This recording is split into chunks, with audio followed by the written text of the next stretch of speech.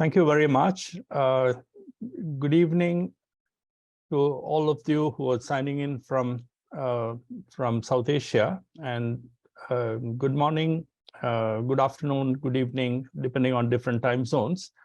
I'm very happy to welcome all of you to this G20 C20 side event on financing the transition to a just energy transition through fossil fuel subsidy reform, which is actually an extremely important topic. And we have a very distinguished panel of resource persons joining in from different countries and from both the G20 member countries, as well as from the G7 member countries.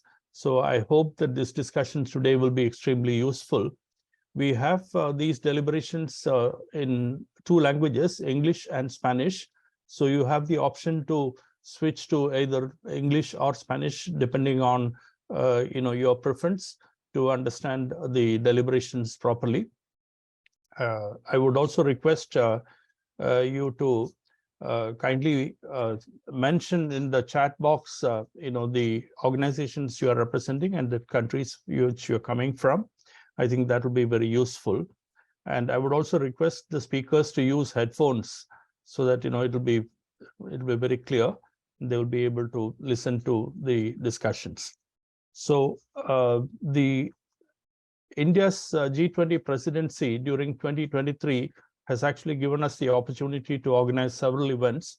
And this program, which is a C20 side event, is being organized by the International Institute of Sustainable Development, along with the C20 working group on sustainable and resilient communities, climate, environment, and net zero targets, along with Climate Action Network South Asia. And I'm very happy that we have participants and resource persons joining in from several G20 member countries. So this just transition is a topic which is actually extremely important, but at the same time, adequate resources are required to make sure that this transition actually happens from phasing out fossil fuels and moving towards new and renewable energy. However, this is actually an extremely complex challenge, as we have seen during the recent months of the war in Ukraine. And we have seen that the oil prices and the fossil fuel prices have been also very volatile. We need to really look at the ways by which the developed countries will be able to provide adequate financing to the developing countries for the transition. However, this is actually an extremely challenging proposition, because we have seen that during the recent years, we have had the fossil fuel subsidies climbing up to more than $1 trillion US. And so there is a need for looking at support in terms of both with fiduciary discipline in the countries where we need to really look at this transition. So I'm very happy that we have very distinguished resource persons joining in from IASD and also from the G20 member countries and from the G7 member countries. And I would request the first panel discussion to basically dwell on some of those important issues from the perspective of the G20 member countries. I would now hand over to Shruti and welcome all the distinguished participants as well as resource persons to this side event very warmly. Over to you, Shruti. Thank you, Mr. Menon. Hi, everyone. My name is Shruti Sharma. I'm a senior policy advisor with ISD. And I'm going to take you through some context-setting slides before I hand it over to all the different participants to discuss the opportunities and challenges on fossil fuel subsidy reform. So I'm going to use my time to sort of set the context on why fossil fuel subsidy reform is relevant to the G20. Why it's relevant to overall climate goals, take stock of where we are on fossil fuel subsidies and the reform, and then end with some crisp recommendations for the G20. So let's begin by analyzing if fossil fuel subsidies are aligned with net zero goals for G20 countries. So the short answer, they are not. Fossil fuel subsidies are, in a sense, financial flows by governments to lower fossil fuel prices, and subsidies end up encouraging wasteful consumption. They make fossil fuel investments more competitive compared to renewable energy alternatives like renewable technology, solar, wind, or even electric vehicles. And fossil fuel subsidies are harmful to both the people and planet. Um, for a modeling exercise that ISD ran, we found fossil fuel subsidies cause a significant air pollution. We're directly responsible for emissions. We ran a modeling exercise for 32 different countries, which were representative of major developed countries, emerging and developing countries. And we saw that drastic fossil fuel subsidy reform could save and reduce emissions by 6% by 2025. Fossil fuel subsidies also cause significant air pollution, which costs significant GDP, costs billions of trillions of dollars, and it also is directly responsible for millions of deaths. But reducing consumption of fossil fuel subsidies could directly then have an immediate impact on reducing these health costs. Lastly, support for renewable energy development remains much lower compared to fossil fuels, and subsidy reform can help in channeling savings that can be better swapped for energy efficiency and renewable energy, also then adding to emission reduction. But what we do know is that G20 governments spend more on fossil fuels as compared to renewable energy. In 2021, we saw fossil fuel subsidy expenditure increasing significantly. In 2021, G20 governments provided about $250 billion. And we know in 2022, this is likely to cross $1 trillion. ISD has a forthcoming publication in August, where we will then go down into details of what current figures are on the G20 expenditure. We know the amount increased drastically in recent years, largely due to a dramatic explosion in consumer support owing to peaking fossil fuel prices. And we also are cognizant of the fact that citizens need to be helped during an energy crisis and during a cost of living crisis. But there are better mechanisms to supporting consumers rather than subsidizing polluting fossil fuels, and also then exposing consumers to volatile price shocks because of continuous energy price shocks. We also understand that there is considerable variation between G20 members on fossil fuel subsidies expenditure. Some G20 members, like India, have taken progressive steps to reform fossil fuel subsidies, while others haven't. But what we do understand is that fossil fuel commitment, subsidies reform commitment was made by the G20 in 2009, a long time back. And in 2009, the governments committed to phasing out and rationalizing over the medium term very inefficient fossil fuel subsidies while providing targeted support for the poorest. Now, in this long sentence, what we do understand is the intent to protect the poorest. We do understand the intent to vaguely define subsidies as inefficient. But what we don't see is we don't see a time commitment, and I'll get to that in a little later. Every year we've seen the G20 communique come out and acknowledge this commitment, but we also understand that there is no action yet on this. Now, having said that, why is there such slow progress on fossil fuel subsidies? Partly because not all fossil fuel subsidies are bad, so there can't be any sweeping reforms on this because of the intent to protect the poorest and the most vulnerable consumers, and also because G20 governments are balancing, especially the emerging economy members, are balancing a fine line between energy access needs for the poorest, but also bearing the fiscal burden of it. Now, what we understand is that the largest categories to protect consumers is coming from price support, where governments are fixing retail prices below the market price of fossil fuels. And the second largest category of subsidies is coming from direct support, so tax cuts to fuels typically like transport fuels, electricity, and heating to cushion consumer prices. Over the past, we've seen typically more consumer subsidies being provided to developing and emerging economies. But with soaring fuel prices over the last year, we've also seen large consumption subsidies come up across the EU. Now, producer subsidies may be smaller compared to consumer subsidies, but their impact shouldn't be underestimated in all of this. We know governments often design consumer subsidies to crowd in private capital investment for exploration and development stages, and that encourages more investments in fossil fuels, thereby locking these governments into fossil fuel production and then consequently emissions. So they are problematic as well, and they have to be looked at in finer detail. But do consumer subsidies work really well? What we find is they often don't. We particularly find that for when energy access subsidies are universal in nature, they are not very efficient in targeting the poorest. They don't make sense as a social protection policy, and they tend to be extremely regressive. So when we look at the data for three fuels, for gasoline, LPG, and kerosene on the right side of the screen, you see often the subsidies are captured by the wealthiest. So the purple sections of each of these circles are the largest. Even for a fuel like kerosene, which is largely consumed by the poor, a large a large percentage of the subsidies is still captured by the wealthiest. The second thing we do know is that the poorest are more directly impacted by energy price shocks. So for each of these fuels, beneath these circles, if you look at the bar graphs, we see for a fuel like kerosene, a dollar change in price tends to impact the poorest even more, rather than a fuel like gasoline, where price change doesn't really impact the poor as much because gasoline is not used by the poorest. When we try to switch subsidies in the sense that we reduce it for the wealthiest, we see the poor are minimally impacted.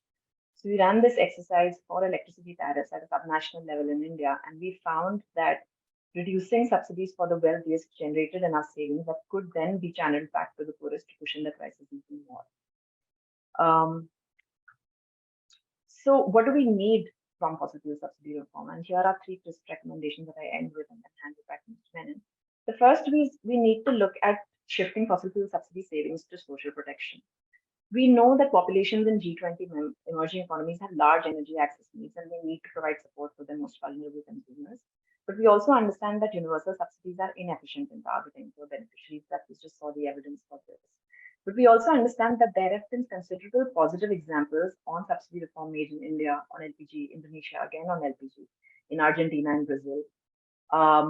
And that commits enough, solicits enough that fossil fuel subsidy reform can be undertaken by G20 members, where they should try to replace energy subsidies by targeted non-energy subsidies. And by that, I mean support the people through different mechanisms like income transfers, but that's not linked to fossil fuels directly. So we're trying to support people, but not fuel. The second recommendation is that to account for all public financial support to fossil fuels. So under the Paris Agreement, there is a commitment by G20 members and others parties to the Paris Agreement to shift all public financial flows away from fossil fuels. This includes subsidies, investments by state-owned enterprises, also called PSUs in India, international and domestic public finance.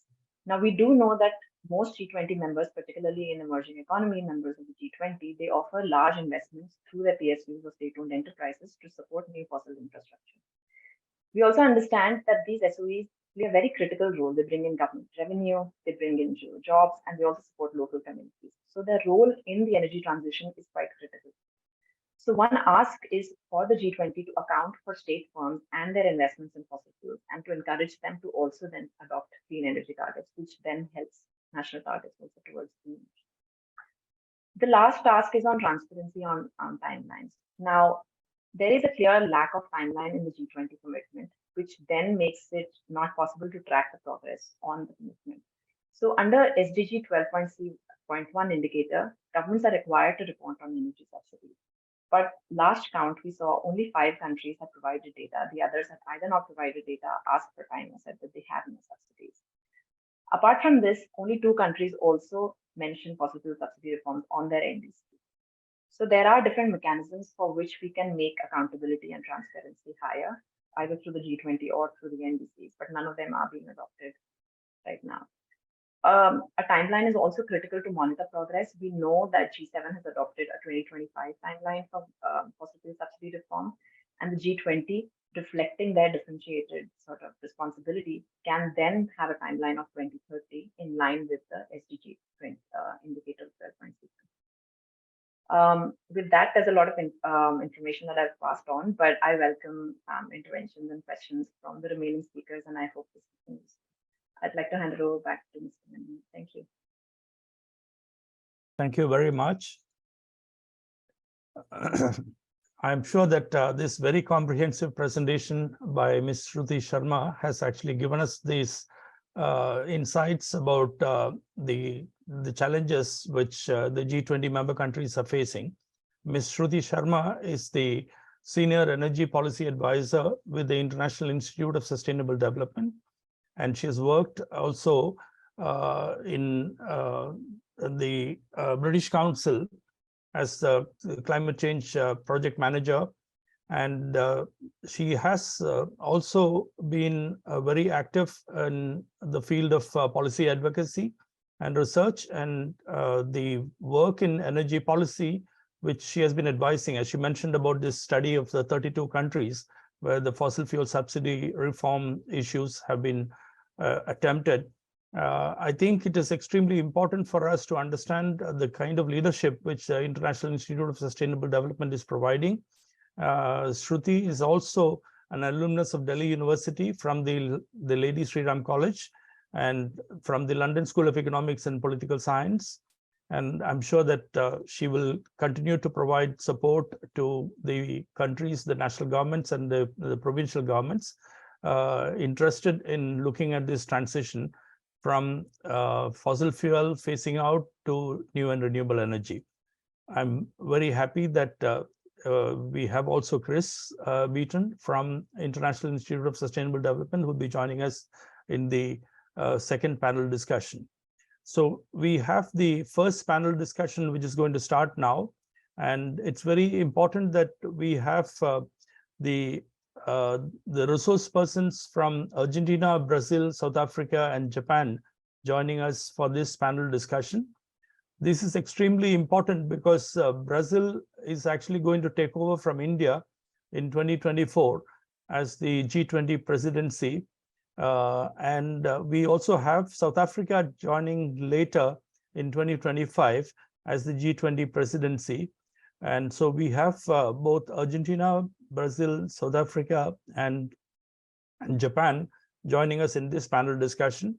And from Argentina, we have Guillermina French, who is a research assistant in FARN, which is the Fundación Ambiente Resources Naturales, which is also the foundation which is actually working in the field of agricultural economics and natural resources. She also teaches agricultural economics and public sector governance. So we also have from Brazil, Livy Gabase, who is a policy advisor in the Institute of Socioeconomic Studies.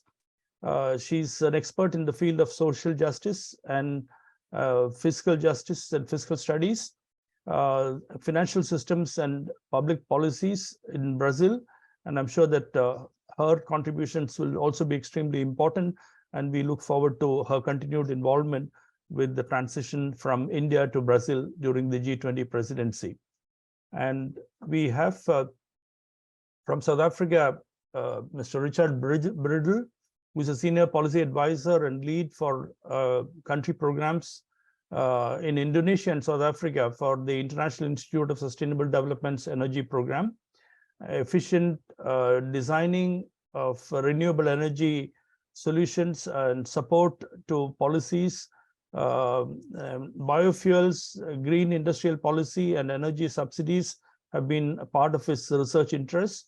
And in policy analysis, project management, development, and procurement in renewable energy projects. And I'm sure that his involvement and his guidance to many of the countries involved in the fossil fuel subsidy reform, especially in Indonesia, South Africa, India, and the 32 country studies, which Shruti mentioned, will also be very useful.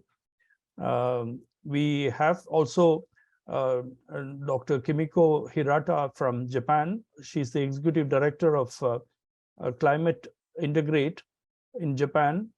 And she has also worked with the Kiko network in Japan, which I think has been very active in terms of advocacy among civil society organizations. She has been involved in research, advocacy, and NGO network management. After the triple disaster in 2011 in Japan, the earthquake, tsunami, and the Fukushima nuclear emergency, she has also been championing the cause for phasing out coal plants, and the national campaign which she led has actually resulted in the cancellation of 17 coal plants in Japan. And she's also the recipient of the 2021 Goldman Environmental Prize.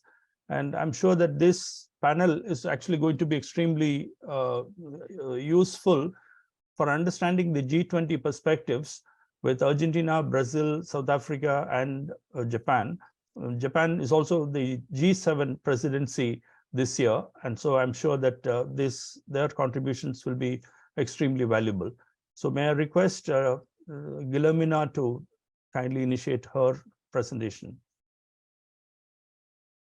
Thank you. Muchas gracias por... Thank you for that presentation.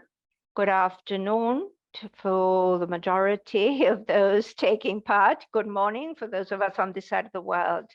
I'm Guillermina French from FAN in Argentina. We work for the environmental policy to be a state policy. And in my area particularly, we work on energy and infrastructure.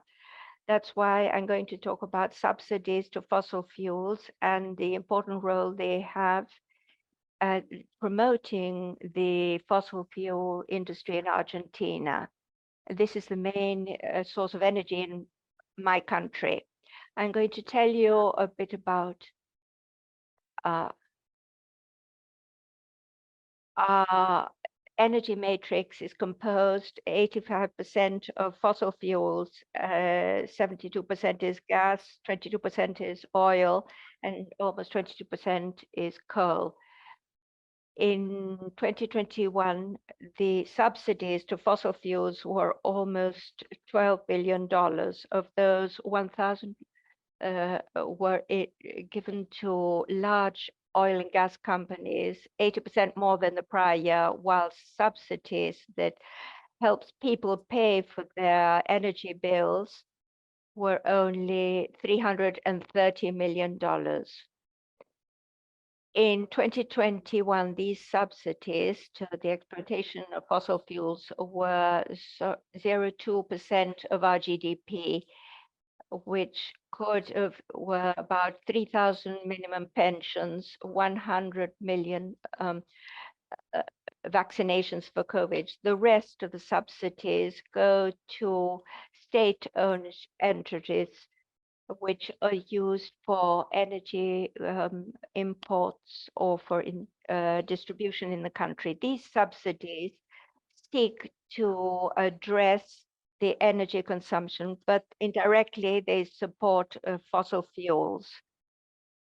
Thermic energy is responsible for 60% of the generation of energy. This is what happens in my country whilst we're going through suffering inflation.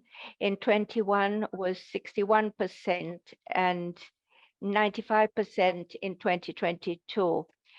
We are going through a deep crisis. In 2021, the almost 40% of the population is poor.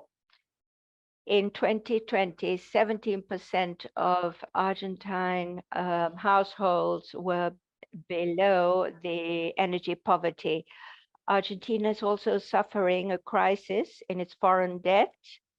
This requires the government needs dollars to pay for their debts. In this context, the country tries to reduce its expenditure, increasing the rates of utilities, but this needs an increase in subsidies. And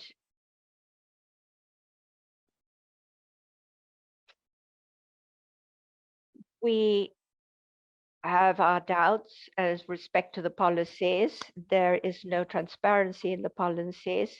On the other hand, as we showed you, there were better socioeconomic moments to go forward with our plan. But in the meantime, the subsidies to the large oil and gas companies continued to be promoted. Through this support and through the exploitation of Vaca Muerta, one of the largest oil and gas fields, this year it has been exploited now already for 10 years, thanks to the subsidies. lately they've been saying that Argentina can provide gas and in this way help other countries to move away from coal. These plans in reducing the demand, promoting vaca muerta, is promoted also by the IMF with the discourse of generating currency to pay for the foreign debt. However, there are alternatives. Studies from the University of the Province of Buenos Aires shows scenarios of improving energy security, saying that this is possible to be achieved with new plans. Among the models, we find that with the subsidies designed between 2010 and 2020 to one of the state-owned companies, we could have changed the demand to electrified demand. There are alternatives to the current energy system. We just need to promote them. And this is countries, members of G20 should be actors, players in this sense. Thank you. Thank you. We will also be having question and answers after the second panel discussion. So we would request those of you who want to raise questions, please raise your questions in the Q&A.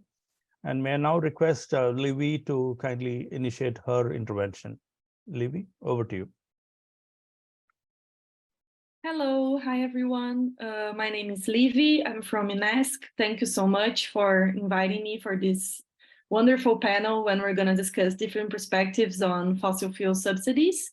I'm here to tell a little about the history of Brazil in this topic. And as it was already mentioned, Brazil is going to lead the G20 in the next cycle. So we are eager to learn from the India leadership now, and of course the C20 being a huge part of it.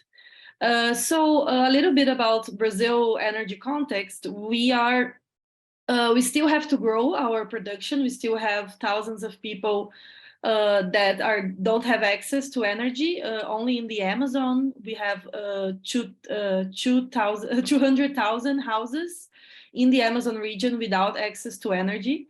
And we also have huge, due to the dependence on hydro, bad energy planning, and of course, climate change, we are dealing with more and more periods of energy shortages. So we still have a big challenge in Brazil to overcome in terms of energy access. In terms of energy matrix, we are known to have one of the cleanest energy matrix in the world, and we are proud of that, mostly due to hydro, to big hydro that is cause problems, environmental and social impacts. So we cannot forget that. And we also want to I also want to highlight here that our energy matrix is becoming more fossil. In the last couple of years, we went from a 55% fossil to a 61% fossil in the last 5 years. So this is happening because one of the answers that the government is doing for this shortage of energies has been the expansion of gas. Putting gas as a transition, and we have problems with that because it is still fossil. But of course, due also to the exploration of the pre-salt, there are new new oil places in Brazil. So we are expanding that, and the subsidies are also on the rise. In 2021, there were 22 billion fossil fuel subsidies in Brazil. So 60% goes to consumption and 40% to production. And so these are big numbers, and they are making Petrobras and the other foreign companies that work in Brazil richer than ever. So Petrobras has recorded its highest company profit in history in 2021 of $19.6 billion. So how are they doing that? So because we have big subsidies, it did not suffer from the energy spikes, energy price spikes that we had since the pandemic and the war. And of course, Petrobras has oriented itself in the last couple of years to explore crude oil and for exportation as fast as possible to deliver profit for its shareholders. So it has been more aligned with a private short-term thinking in terms of its exploration. And it doesn't have a big energy transition plans, Petrobras. So we are still very dependent on Petrobras for this. But of course, going to the good side, we are expanding renewables in Brazil with a big rates very fast, mainly solar in the northeast region of Brazil. So a little bit of what are the last couple of years endeavors. So in 2021, the subsidies have gone up. So as Shruti was explaining, like in response to the oil price surge, most countries, we did that. But in the new government of Lula that has started here in this year, these subsidies were withdrawn, and the energy transition was a part of the justification of the government. And also Lula's government is more committed to climate change advocacy. It is committed to transforming Petrobras into an energy company, not only an oil company. And our national bank, BNDES, is providing a big expansion for renewables with investments, even though this includes gas, because gas is seen as an energy transition fuel. And on the other hand, we also have in the government this big push to review tax expenditures as a whole in Brazil, because we are trying to find funds and fight fiscal inequalities. So, and also we have a big push for transparency in Brazil. So now we know the companies that are more benefiting from the main subsidy for production of oil, that is Repetro. And out of 8 out of 10 of these main beneficiaries of this tax expenditure regime are foreign companies. So we are internationalizing our sector, and this is also a concern for us. But the government is being more transparent and has committed itself to evaluate subsidies for gas and for coal thermal plants. So to finish up, we have very simple recommendations for Brazil. We are very excited that it is going to be the leadership of the G20, and the G20 is a space very important for do advocacy for fossil fuel subsidy reform. We in Brazil, still need official data, so we need to know, we need to evaluate the fossil fuel subsidies, and of course reform. We want to limit the expansion of gas, any expansion of oil in Brazil, in environmental sensitive areas being the center of this. There has been push for exportation of oil in the Amazon, and we are advocating against that. And of course, we want Petrobras to be a state-owned company that thinks long-term, but also thinks about energy transition and doing a big push for renewables. Thank you so much. Thank you, Livy.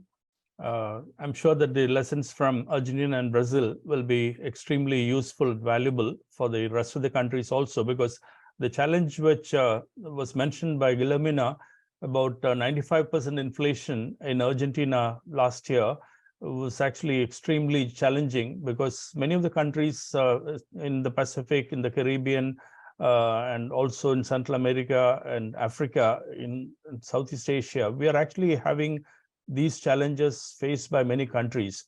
So I think there is a need to really look at the financial policy reforms and looking at the just transition.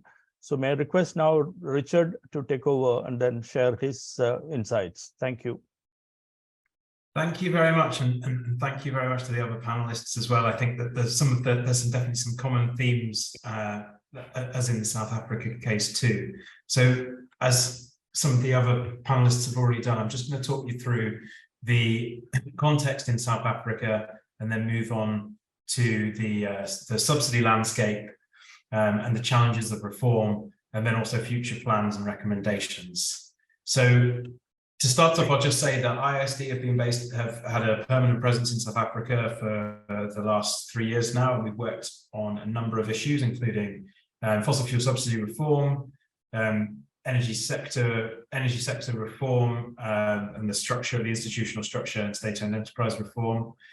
Also, recently we've been working on the potential for energy storage as an enabling factor to the energy transition.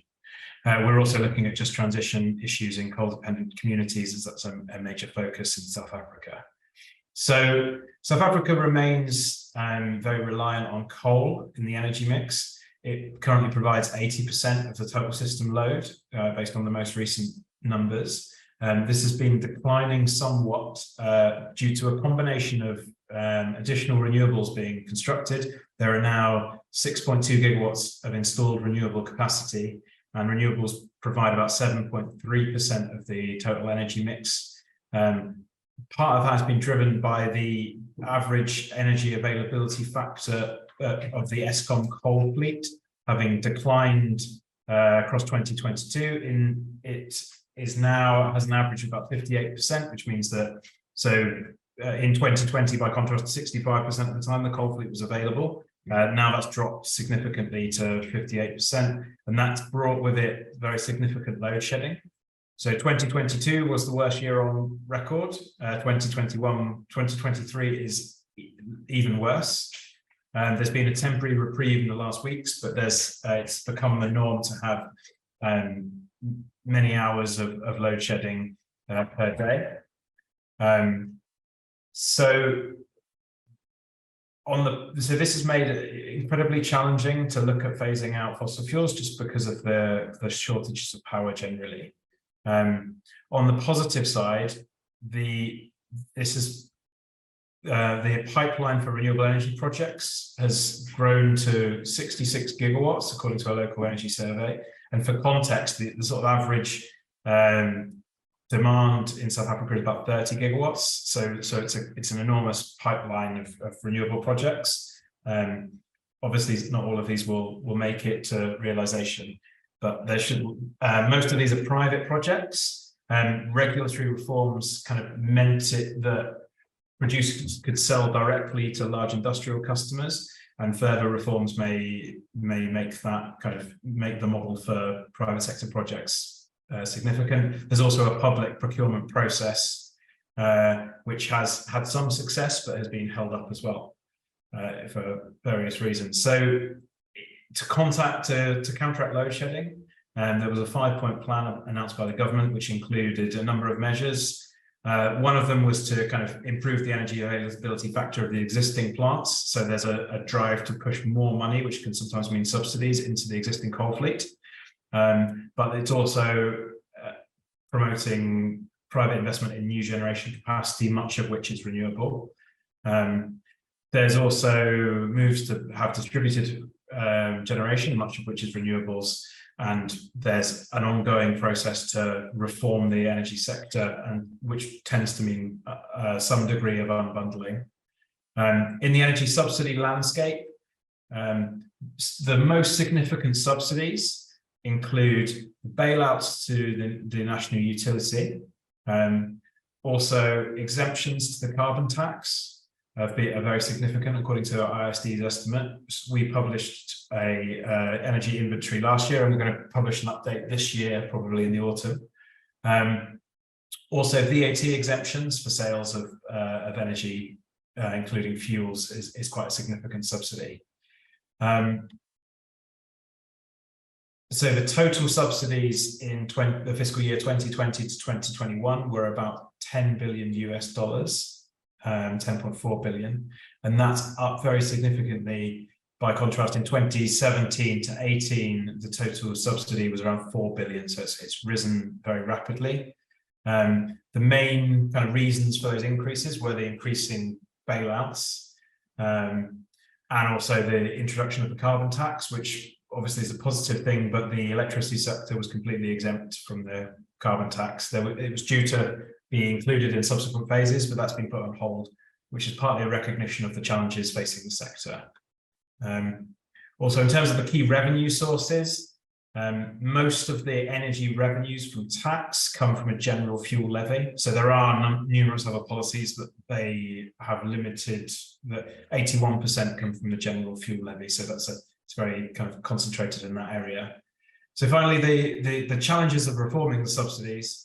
It's very difficult to look at any measures that increase costs for generation in the context of such severe load shedding. So measures that you may advocate for, including removal of coal subsidies or removal of subsidies in the form of bailouts to the electricity sector, are very difficult to kind of countenance politically. There's also some uncertainty on ministerial responsibilities for fossil fuel subsidy reform and for procurement as well. There's a new electricity minister who was put in post, and the remit, his remit compared to the energy minister is unclear at the moment.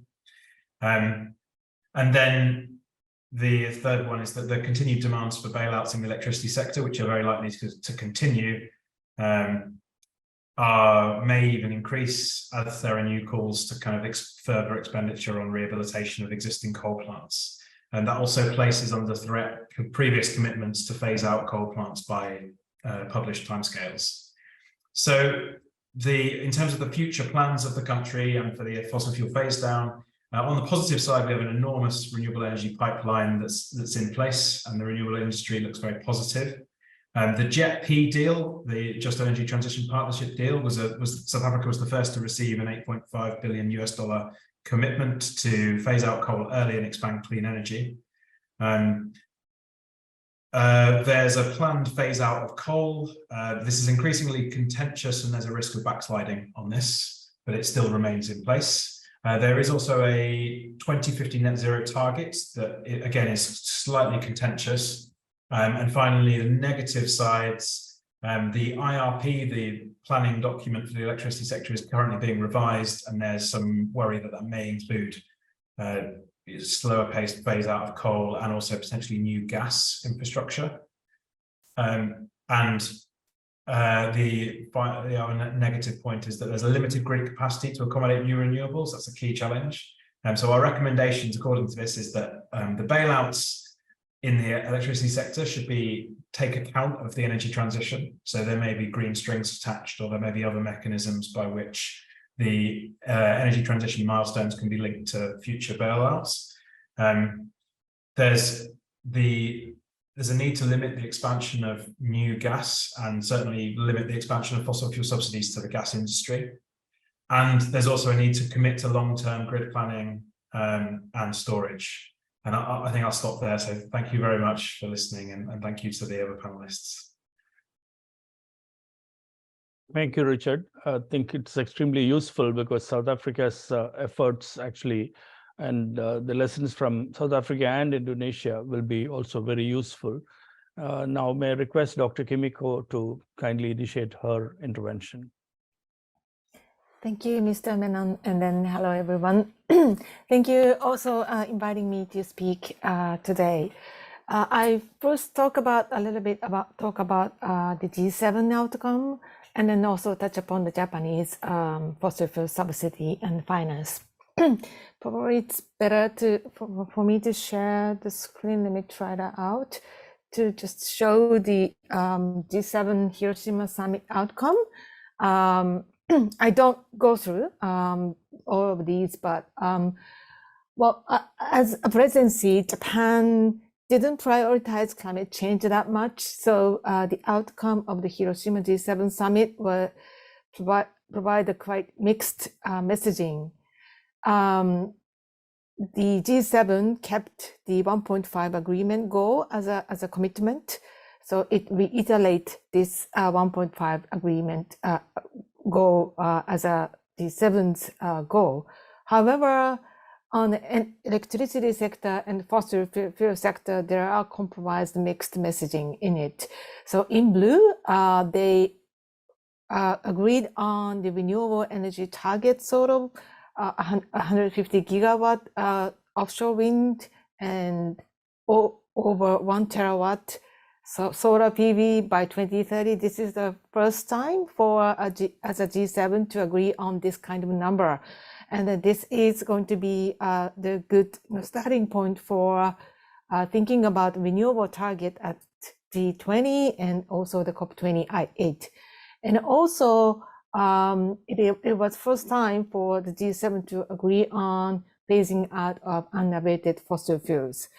So US climate envoy John Kerry, after the G7 meeting, highlighted that this was the biggest success of the G7. However, in the electricity sector, there were nearly no progress on the actual text. It reiterated the last year's agreement on the decarbonization of the power sector by 2035, keeping fully or predominantly decarbonized language state maintained. And also they didn't agree on the timeline for phasing out of domestic unabated coal power. As you know, that G7 and the developed countries are required to phase out unabated coal power by 2030, but they didn't agree on it. And also they included hydrogen and ammonia utilization endorsement.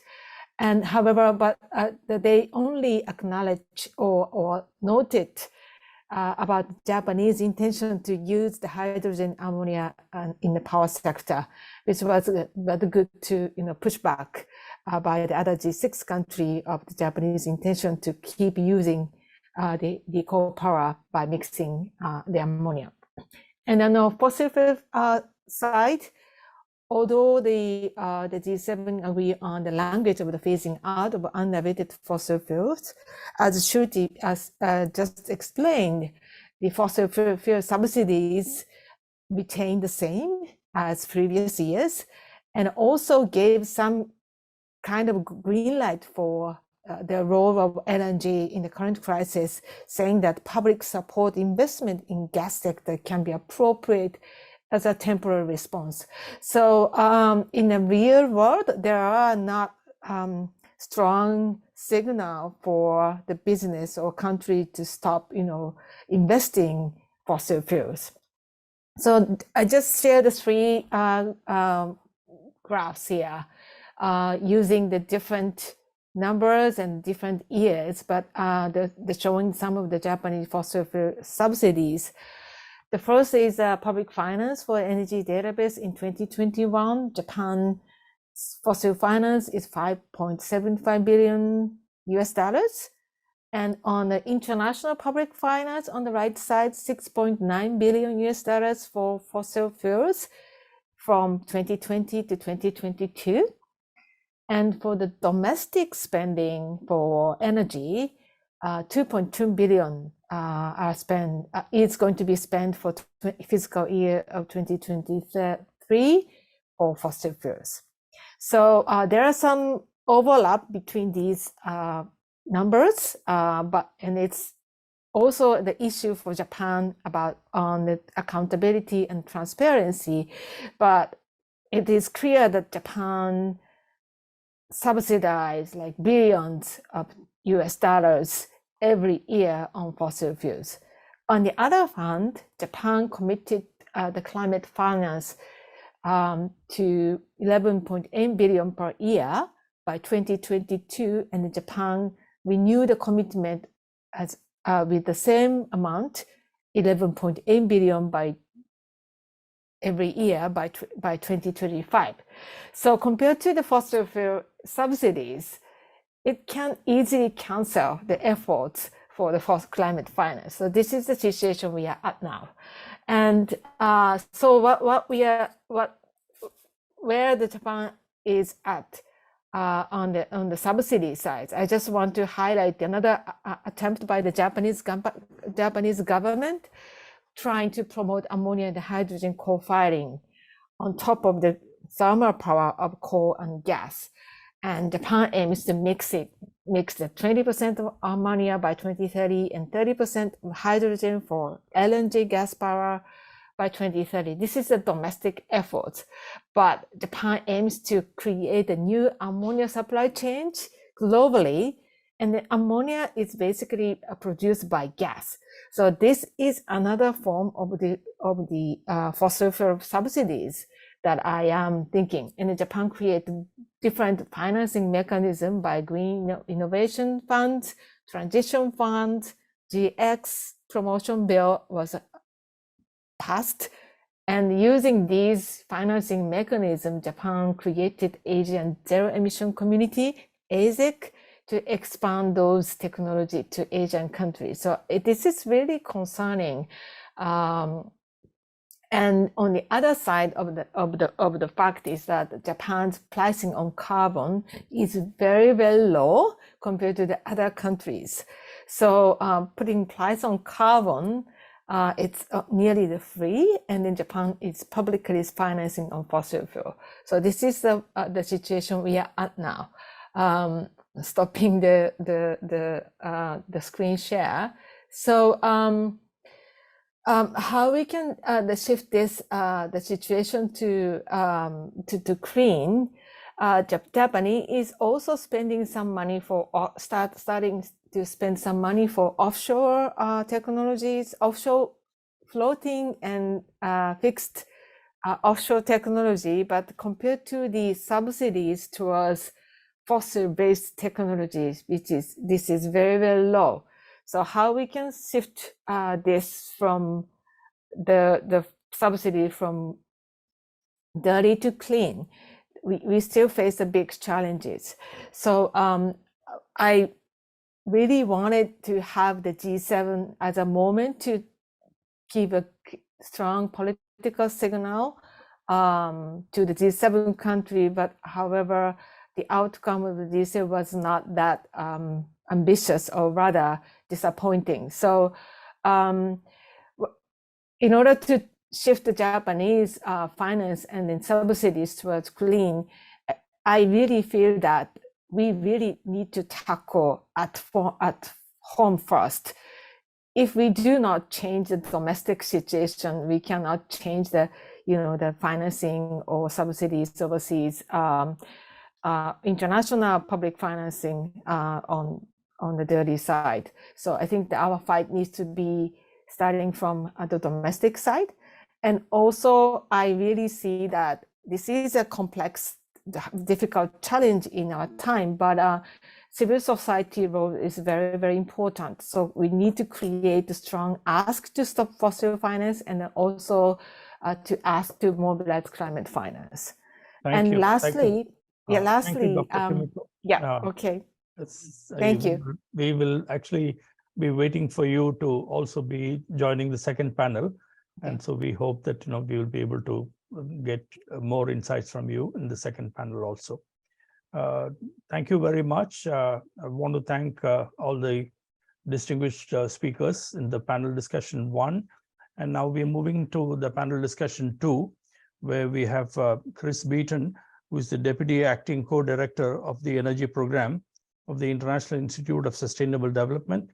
And Chris has advised many national governments on energy transition and also on mapping clean energy projects and just transition to renewable energy sector reform, fossil fuel subsidies, and also launching the multi-year initiative in India to improve the transparency and accountability on energy subsidies, electricity and LPG subsidies, solar irrigation schemes, and solar PV and electric vehicles, etc. We're very happy to have you with us, Chris. And we have Mr. Sanjay Vasisht, who is the Director of Climate Action Network South Asia, who's joining us from Paris. And he has led CANSA to be a large network in South Asia of climate action civil society organizations in the South Asian countries. And he has also been the international coordinator of the Climate Action Network International in Bonn, and a natural resource scientist with development alternatives in New Delhi in India, and ENGO's network and ENGO observer in the UNFCCC. He has also been advocating for community-based sustainable and resilient communities, effort in energy security food security, water security, etc., and also in championing the cause of the NDCs in many provinces in India, in many state governments, in looking at the climate policy reform. Also been one of the active advocates for climate justice in the region and also globally. We also have Mr. Chandrabhushan, who is the founder and CEO of the International Forum for Environment, Sustainability and Technology, iForest. He has been one of the leading advocates in not only climate policy and climate sector reform, but also for climate justice. And he is an engineer and environmental planner. He's been active in the field of climate change and also in protecting the rights and entitlements of communities affected by mining in many areas, and also in looking at water security, energy security, and food security. And I am sure that his insights will also be extremely valuable. And we have Dr. Kimiko Hirata, who was also in the earlier panel. She will also be joining us. So now we have basically would like to first want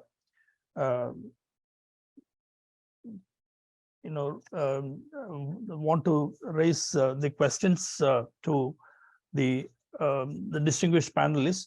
I would like to first ask Mr. Chris how fossil fuel subsidy reform can be a source for climate financing in the G20 member countries. Thank you very much, Vinod.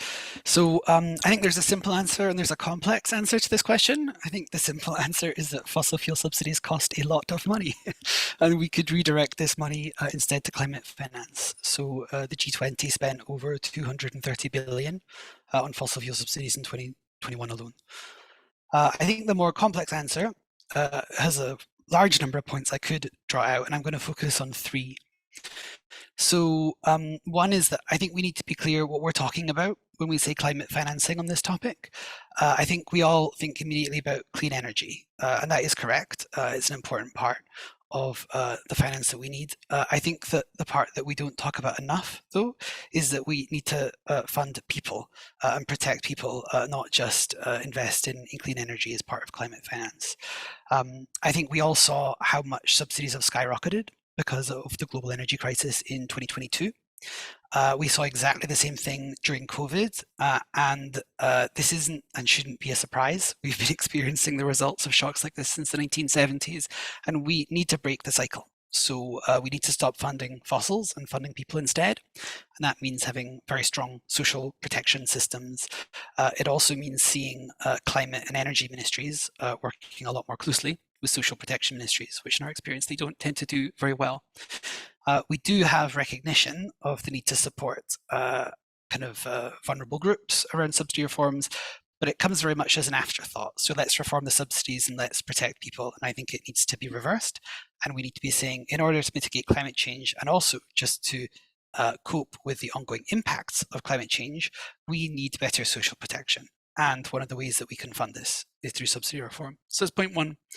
I think points 2 and 3 are related, and they're really about the fact that obviously the potential for subsidy reform to free up finance varies depending on which countries we're talking about. So within the UNFCCC, we have the so-called developed countries who are expected to mobilize climate finance, and developing countries who ought to receive it.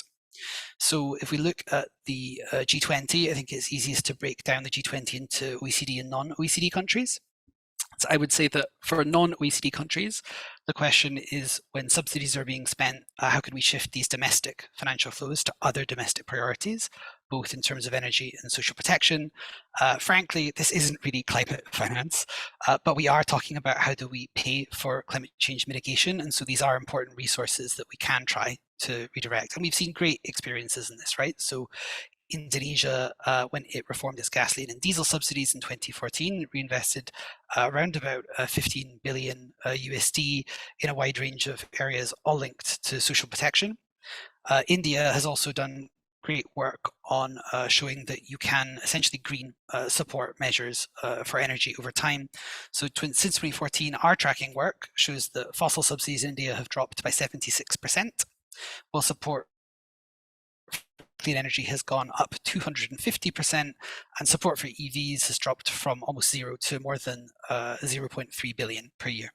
So we have great examples, I think, within non-OECD countries, but I'm not convinced that we're seeing scale up of these great examples or explicit national commitments to really take these trends and run with them. For OECD countries, I think the answer is a lot simpler, and that's simply why can't they free up revenues for subsidy reform and use it to pay for some of the long-standing climate finance commitments that we've not seen being met. If we look at the OECD G20 members, we see that they spent around 116 billion on fossil fuel subsidies in 2021 alone. We're all familiar with the 100 billion target. According to the OECD, we got to around about USD 80 billion in 2020. It's not hard to see how countries can't commit a share of the savings when they reform their subsidies should go to plugging their climate finance gaps. And certainly it shows that our big problem on climate finance is not one of money, it's one of political will. So the money exists, but we're not spending in the right places. So subsidy reform should really be pushing hard these conversations about why aren't we seeing the climate finance flow where it needs to. Thank you. I would also like to ask you about the fact that we only have now 7 more years for the 2030 for the Paris Agreement deadline. So how can we ensure that the G20 member countries adopt more accountability in the fossil fuel subsidy reform? It's a great question, and Neil McCulloch already touched upon this in the chat, and I told him I would share some thoughts on this in the panel. So I think it's important to flag, we can talk about data on this topic for ages, and it becomes very interesting, but we kind of get lost a little bit in the data. And I think we just need to step back and realize that we have a lot of commitments on subsidy reform, but we don't have a lot of implementation. So we submitted evidence on this to the UNFCCC Global Stocktake earlier in the year with 8 other CSO partners, including UNESCO and FARN, who are with us in the webinar today. And we found that fossil fuel subsidies globally were 732 billion in 2021. That's 35% higher than in the year of the Paris Agreement, and that's 16% higher than 2010. Which was the earliest year in the data set and the closest to our 2009 commitment by the G20 to reform fossil fuel subsidies in the medium term. And I think we're really stretching definitions of the medium term by 2023. So the problem is not commitments. We are spoiled for commitments, but we are starving for implementation. In terms of how we can increase accountability on the commitments that we've got, I think that there are at least 6 things that we could do, and I'll try to go through them quickly because I know we're tight on time. I think before I reach them though, there's one that goes beyond all of this, which I think is actually global leadership. I think that's one of the things that we're looking for from the G20. And I mentioned that we have all these commitments, and we do, right? We've got an APEC commitment on fossil fuel subsidies. Fossil fuel subsidy reform is committed in the SDGs.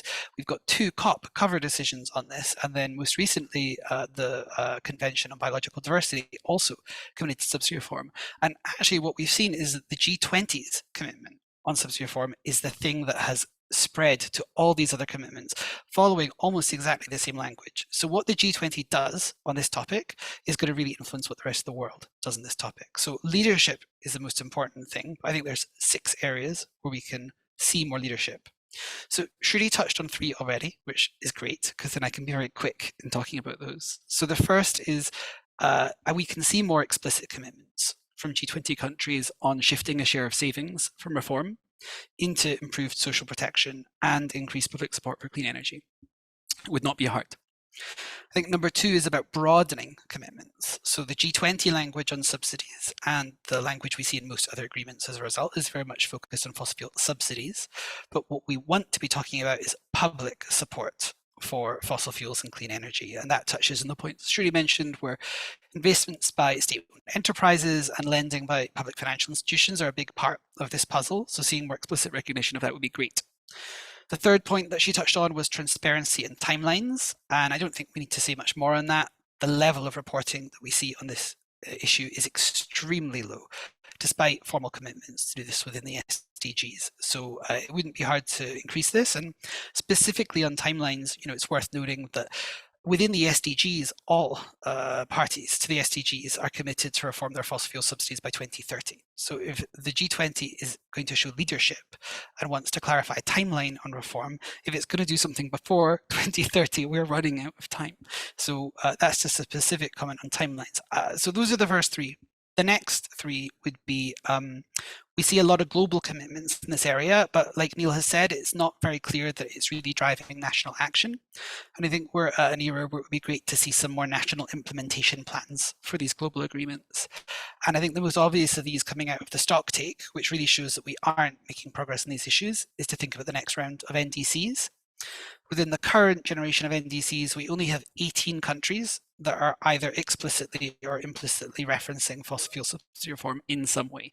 So it's very low. So we have a clear kind of mechanism globally for countries to articulate national plans for implementing international agreements, and it would be really great to see much more concrete national commitments, because national kind of relevance, national politics, national kind of ways of finding solutions to the challenges with subsidy reform are very important. So the level of kind of granularity we have right now just isn't enough to enable implementation.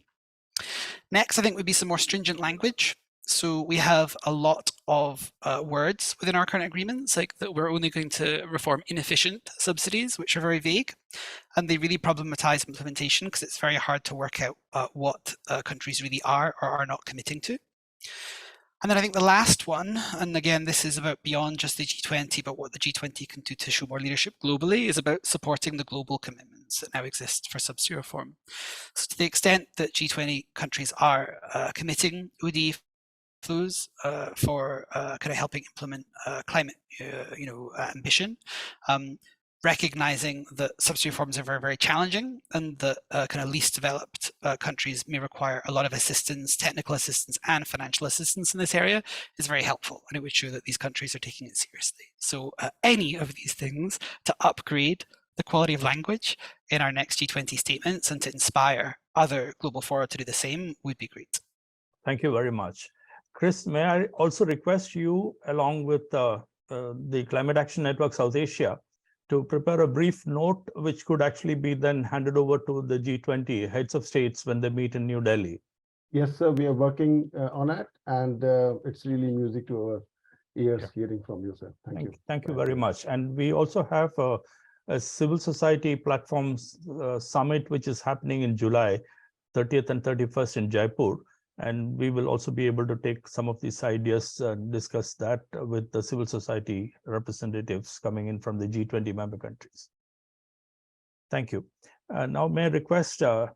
Chandrabhushan to respond to two questions. The first question is about, your views on the need for an equitable social, economic, and financial system revamp to support the just energy transition in not only the G20 member countries, but also among countries around the world. Thank you, Mr. Menon. First of all, I'll be brief, but I think it is important to bring out this point that, our estimation on fossil fuel subsidy is still very problematic. We all seem to be using different definition to estimate how much is fossil fuel subsidy. IISD uses a very different methodology. I have looked at their report. IEA uses very different methodology. And I think there is this confusion has actually created space for countries to say that, our subsidy is not as high as you all are projecting right now. And India is a classic case from that perspective. If you ask a Government of India representative, they will in fact quote you the number of taxation on fossil fuel, not on subsidy. For example, India's coal cess, the tax on coal is now close to $5 billion every year, 40,000 crores. And the subsidy, if you look at it, all the calculation on subsidy is about 10,000 crore. So is India taxing coal or subsidizing coal? And similar would be the issue on oil and gas. Our oil and gas tax is about 67 to 70%. oil specifically. We do subsidize cooking fuel, natural gas. So the brief point I am making is, from think tank and civil society, one of the big job we all have is to get a standard definition of what do we mean by fossil fuel subsidy. And I don't think we have agreed on that. That definition is still open for interpretation. Should we include transmission and distribution cost in fossil fuel subsidy, for example? Because tomorrow, if my energy system is going to be transformed to renewable energy, should transmission and distribution investment be accounted as subsidy? So I think these are a number of questions that we all need to be very clear about. Having said that, I think this is the fundamental point I wanted to bring out. But having said this, I don't think fossil fuel subsidy is something that anyone is promoting, other than the fact that there might be some merit subsidy to provide cooking fuel to the poorest of the poor, and which should be very small. Apart from that, I think all the demerit subsidy, the bad fossil fuel subsidy, should be removed. If I look at IEA data, then because of Ukraine war, the world gave $1.5 trillion fossil fuel subsidy. $1.5 trillion. The profits of all fossil fuel companies, especially oil companies, were $4 trillion, the highest in history. So when we are at the most precarious position on climate change, last year the profit of oil companies and the amount of fossil fuel subsidy that we gave was highest in the history. So I think we all can understand the dichotomy that is there. Now, the question you have is that how do we use this money for just transition? We work a lot on just energy transition in coal areas of India. And we do believe that instead of talking about subsidy, I think we should start talking about how do we utilize taxation on fossil fuel for just transition. And there is large amount of taxes that we do collect on fossil fuel, and that tax should go up. We should keep taxing fossil fuel more and more. For example, in India, our coal cess is about $5 per ton. We should increase that tax and make sure that the money is well utilized for green energy and just transition. Similarly, we should be using fossil oil tax for green energy transition. So I think instead of discussing right now, instead of only focusing on subsidy, and that should go down, that focus should remain, we should now start talking about how do we utilize taxes for green energy transition that we want to do. And we should hold governments accountable in terms of how those taxes are being utilized. The other point I would like to make here is that in this entire just transition debate, there is two components. One is energy transition component. And most of us keep talking about the energy transition part in terms of how do we get more renewable energy, how do we decarbonize our industry, those side of equation. But there's other side of equation, which is non-energy part of just transition, which will be how do we diversify the economy? How do we bring new businesses to fossil fuel areas? Because most of the fossil fuel areas are, mono industry dependent economies. How do we support worker and communities? Now, the difference in energy part and non-energy part is this. While energy part could be lucrative for private investment, and you could get private sector to invest in energy part, you might not have private sector investing in non-energy part. And therefore, you might require actually huge amount of subsidy in non-energy part of just transition. So, and most of these fossil fuel areas are actually in pretty remote areas. They're not attractive places for businesses to go. Businesses would like to go to areas which have better connectivity, has better service availability, better cities. But most of the fossil fuel areas are not those areas. So we will, in fact, now think about it, just transition will require subsidies shifting from fossil fuel right now to subsidizing non-energy part of just transition in the future. Now, who is going to pay for it? And that money is going to be huge. We have just done a study on just transition requirement for coal and thermal power sector in India. And the numbers are in excess of $1 trillion over the next 30 years. That is the kind of resources that will be required by India to ensure just transition of about 30 fossil fuel districts. So these numbers are very huge. These numbers are large from resource perspective. And we will need an international cooperation to make it happen. I don't think India will be able to do it alone. If we are now looking at countries of other developing countries, they will probably require much more resources than what India is going to require. So let me end here. And can I ask you about your views on how we will be able to look at the shifts in livelihoods for those people who are actually dependent right now on coal sector if coal has to be phased out?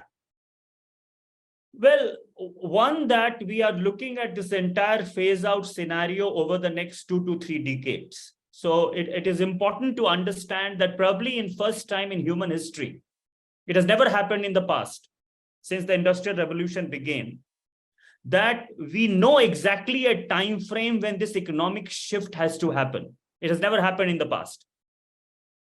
So we know the time frame. We know in next 2 to 3 decades, we have to make this transition and we can plan for it. So the interesting part here is we know the target, we know the time frame, and in fact, with better analysis happening right now, we also know the cost and we also know the benefits. So I'm not pessimistic about this transition at all, because we have done transition in the past which have been unplanned, which had losers and winners. This time we are going to make this transition with a lot of knowledge, which was never there in the past. So the point number one, that we know what this transition is going to look like, we can plan for this transition. One of the key components of this transition is going to be economic diversification. How do we diversify the economy of fossil fuel dependent areas and regions? And that, frankly speaking, is going to take care of most of the thing. As I said, we have a time period of 20 to 30 years. Most of the workers can be retired. They're not going to lose their job tomorrow. So they can retire. Their children can be trained and upskilled for new green economy. We can diversify the economy. We can create better lives for them. That is how I am looking at transition. I'm not looking at transition as a threat. I am looking at transition as an opportunity. And how do we grab that opportunity is going to be the most important policy decisions that regions and states in India will have to make. Thank you very much. I think that is actually the right view to look at just transition as an opportunity for the whole of humanity. If we are actually able to do this by ensuring that the global leadership, as Chris mentioned, and the G20 leadership is actually able to influence also the G7, this is extremely important. And so now request Sanjay Vasisht, because he has been actually active in many COPs. He has also been there in the Glasgow COP27 and now in Bonn, and also right now in Paris, and will also be in Dubai in the COP28. I would like to really request you to kindly share your thoughts, because you have been through even the agenda fixing in Bonn was actually a huge challenge. Yeah. No, sir, I'll not speak more on that, but I certainly have many questions to Chandrabhushan. Maybe I'll visit him in his office and, we'll have one-to-one discussions on that. But certainly I agree with most of the interventions made so far. I actually look shifting subsidies as a way for innovative climate financing. That's what I wanted to share. I think Shruti mentioned in her intervention about subsidies need to be socially responsible. And I think there is one case study that I see, which may not be a climate finance, but it is certainly a socially responsible way to use subsidy, is the Ujjwala scheme in India. Prime Minister Narendra Modi launched it in 2016. Idea was that clean cooking fuel will be available to safeguard health of women and children.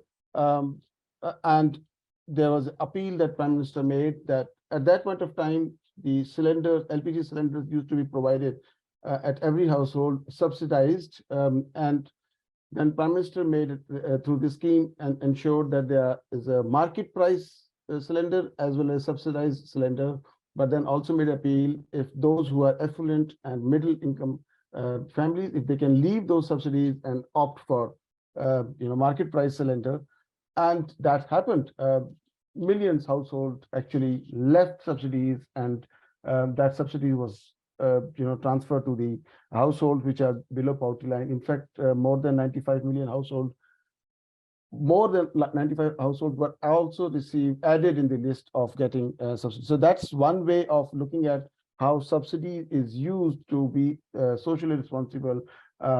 If this way of subsidy can be used for a cleaner cooking fuel, that could be one way. Chandrabhushan already mentioned about coal sets. Yes, an excellent way of taxing fossil fuel, and also ensuring that this creates enough resources for basically doing the research on green energy solutions, and also ensuring a rollout. So these are my few comments. In fact, the subsidies actually should be promoting a sustainable solution. I'm not for complete removal of subsidies. I think responsible use of subsidies need to be there. And subsidies should not act as a blocker on the door for energy transition to enter. Chandrabhushan already implied on that in his intervention. So I'll stop here for sake of time, and very less time left, so that Kimiko have also share her perspective. Sir, back to you. Just wanted to also ask you whether you find, the Green Climate Fund and the Adaptation Fund and many other finance options which are there would also be relevant. They are relevant, but they are not enough, sir. I think we are looking at now billions. There is already in climate talks, we are already discussing a new quantifiable climate finance goal, which is still to be calculated. And 100 billion is now peanuts. They used to be enough in 2010. Not enough, but they used to be significant amount, but now they are peanuts. So looking at the kind of climate threat that stands, not only in terms of energy transition, but also in terms of vulnerability and loss and damage that we need to address. Dr. Kimiko, you mentioned also about some of the takeaways from the Fukushima, from Hiroshima, actually the discussions which you had in the G7 recently. And I would like to request you to highlight on some of those outcomes which you mentioned. What are the relevant points for the G20 member countries in terms of actionable policy interventions? Yeah, thank you. I will brief. At the G7 Hiroshima summit, the G7 couldn't step up on the fossil fuel subsidies, unfortunately. But we really need a stringent language at the G20 with clear timeline, and then also to improve the accountability. So even though that G7 couldn't agree on good language, I think altogether as G20, we need to aim a stronger language on fossil fuel subsidy. That's one. And especially on accountability, this is the huge issue for us to understand the issue of the fossil fuel subsidies.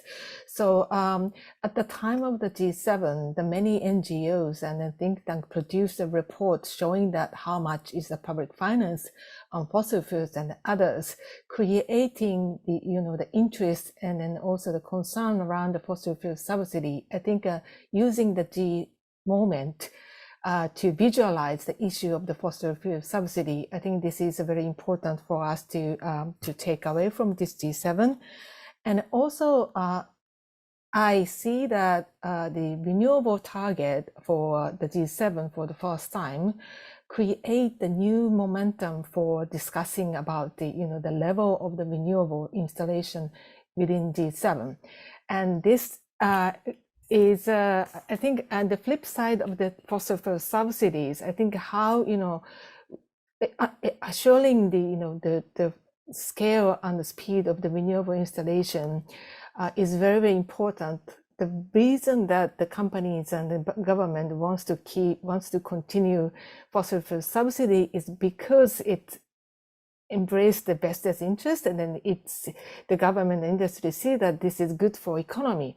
So if we have a the assurance for the renewable energy installation and its associated economic development, it is, they all see that it's better to invest more on renewable. So I think that this is the both side of the coin. So I think the great agreement and the inspiration of the renewable instrumentation with a greater scale and speed is also very important to shift the subsidy moving away from fossil. So this is some takeaway from our exercise, our work on G7. Thank you. I would also like to ask you about the views of the C7, the civil society organizations in the discussions which are actually happening in the G7, specifically on energy sector, the just transition, and also the phasing out of fossil fuel subsidies. Yeah, there are some emphasis on working on the power sector decarbonization. This is the area that the C7 see that the G7 needs to take a lead on decarbonization on power sector, which is very important for decarbonization for the whole economy. And we really wanted to get the improvement of the language. However, because of the Japanese presidency, the Japanese blocked that progress, we couldn't achieve that. But this is the coordinated effort to get the work done. So this is one of the example, but I think there are many elements of the community language that we need to tackle. But I think coordinated and then to put the focus on the area we really want to achieve. I think that is very important for us to be strategic. Otherwise, we cannot achieve everything, right? So in our case for the C7, we really focused on the power sector and the fossil sectors. Thank you. I think Chris also mentioned this, the need for very stringent languages. We need to harden the stand if we need to also make sure that action actually happens, because operationalization of many of these recommendations in the G20 in the past has been not really happening. And so that is where we need to really look at the role of the civil society organizations to really be powerful advocates in ensuring that some of these are actionable and operationalized in the coming years. Thank you very much for the valuable inputs which you have actually contributed. We also have question and answers. If may I request Shruti also to join me in ensuring that the discussions actually with the teams can actually happen. Shruti? Thank you, Mr. President, and thank you to all the panelists for joining. I don't see any more questions. We've been answering some questions in the Q&A chat box, but I don't see. Okay, if we have still some more time, some of the questions which have been happening between the resource persons, and I see comments to Chandrabhushan's views from Chris. Would any of the resource persons like to speak? Chris, Sanjay, Chandrabhushan? Chris has left already. I think yes, I've heard, I've gone through Chris's comment. I think there is need, frankly speaking, of a much detailed discussion on how fossil fuel subsidies are being estimated by different organizations. I have looked at how OECD is doing it. IASD is doing an excellent work in terms of tracking fossil fuel subsidy. And now I'm also looking at IEA and how they're doing it. And plus, you also get a report of IMF on fossil fuel subsidy, which I thought was ridiculous. Okay, you add, then it depends on how much carbon pricing, notional carbon price you want to put. And then you calculate fossil fuel subsidy for everything. So, but what the broader point I wanted to make is that fossil fuel subsidy has been discussed for now close to a decade. It has been on international agenda. I don't think there is now scope for us, to have different values on the table. And maybe, as part of C20 civil society, one of the recommendations should be that let's have one global, acceptable way of calculating, even that notional carbon price we want to put on fossil fuel subsidy. And then, calculate it and let everyone abide by that. The second point on Chris' point that, we should not downgrade subsidy and increase taxes, that was not my point. What I was trying to say is that while we keep focusing on subsidy, let's also focus on how taxes are utilized. And I think Chris agreed to that point because, fossil fuel taxes can be misutilized as well. And it is important that we keep track of how fossil fuel taxes are utilized. It should be utilized for actually transitioning the economy to green energy. So, but otherwise, I think Chris made an important intervention in terms of his response to my comments, and they require much detailed discussion and deliberation.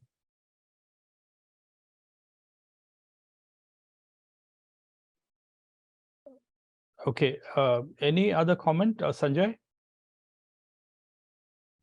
No, sir. I agree with most of the. I think certainly there is a discussion that need to happen on taxing fossil fuel companies and also providing subsidies, which I totally agree with Chandrabhushan also. But I think one remark I just wanted to make, and maybe I want to understand it later on from Chandrabhushan, is yes, there is a non-fossil fuel investments that need to be made. We call it investments, or you call it a subsidy when the energy transition takes place. But will that be? Should that not be the part of investments that government need to make now for the change that is coming? That's going to happen anyhow, and this is a responsibility on government, and taxpayers should pay for it. And also, wherever international investments required and revenue can be generated, those kind of revenue should be. I mean, international investments can also be invited for that. So certainly that need to happen. Change cannot happen without infrastructure, which is non-revenue generating. That's the this is essential. I mean, yeah. So I can talk to you. Yeah, Sanjay, I just wanted 1 minute. I'll just tell you that, see, if you look at even investment on SDGs now, okay, it's not only 2030 is not the only climate target. We also have SDG target for 2030, right? Most countries are the gap in SDG financing could be about right now $700 billion annually in developing countries every year, which means that we are talking about at least $5 trillion SDG investment gap going ahead till 2030. Now, over and above that, when you are saying I'm going to close down, coal mine and thermal power plant, and you also have to change the existing infrastructure. Yeah. Okay. And revenue stream also. And revenue stream also. Yeah, and revenue stream also. So one that, I can understand that it is the responsibility of national governments and state governments to keep investing in sustainable development goal. But just transition will require SDG++. Yeah. And I'm not sure that many state and national governments have those kind of resources when they're struggling right now on SDG investments. Yeah, I agree with you. Yeah. Sir, for you to conclude. I think that there is this question about the convergence of ideas, both from economy, ecology, and society. And Chris also mentioned that there is a need for looking at public support. and the need for not only the governments, but also for all the stakeholder groups to understand that there is a need for balancing the demand and the supply side of energy budgets, and also collaborate and work with various stakeholder groups, and that is very much necessary. So I hope that these discussions today would actually also provide some inputs, and I look forward to the contributions from the IASD and also from CANSA and all the resource persons in terms of providing some kind of a brief note to the G20 heads of states when they meet, and for the civil society summit, which is going to take place in July. If we actually can have a note which can be presented, I think that would be very useful. I would like to thank all the resource persons and also the participants who have joined in from various countries. Thank you very much for this opportunity to share some of these thoughts. Thank you very much. Thank you for sharing, you. sir. Thank you. Thank you. Thank you.